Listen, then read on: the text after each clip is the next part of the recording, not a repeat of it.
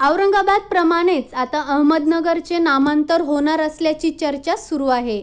अहमदनगरचे नाव अहिल्यानगर करा अशी मागणी आमदार गोपीचंद पडळकर यांनी मुख्यमंत्री उद्धव ठाकरेंना पत्र लिहून केली आहे। जेव्हा हिंदुस्थान मुसलमानी राजवटीत हिंदू संस्कृती मंदिरे तुटली आणि जोडली जात होती, त्यावेळेस अहिल्या मातेने या हिंदू संस्कृतीत प्राण फुंकले असे ते म्हणाले।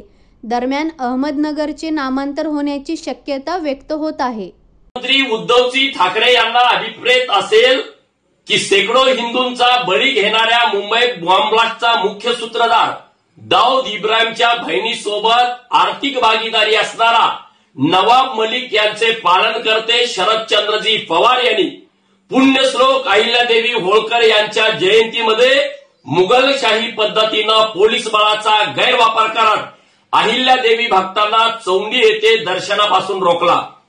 यांना हिंदू राजमाता यांची जयंती म्हणजे नातवाला लॉन्च करण्याचा इव्हेंट वाटतो।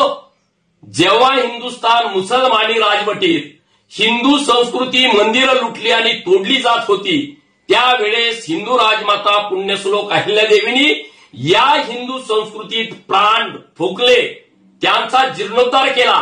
म्हणून तमाम अहिल्या प्रेमींची लोकभावना आहे की हिंदू राजमाता पुण्यश्लोक अहिल्यादेवींचा जन्म झाला त्या जिल्ह्याचे अहमदनगर नाव बदलून ते अहिल्यानगर करण्यात यावे, त्यासाठी मी आपणास पत्र लिहिलंय। नामांतरणाचा तातडीनं निर्णय घेऊन आपण काकाच्या रिमोट कंट्रोलवर चालत नाही हे दाखवून द्या।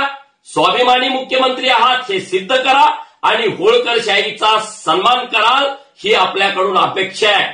अन्यथा हा बहुजन समाज जागा झालाय आणि संघटित झालाय।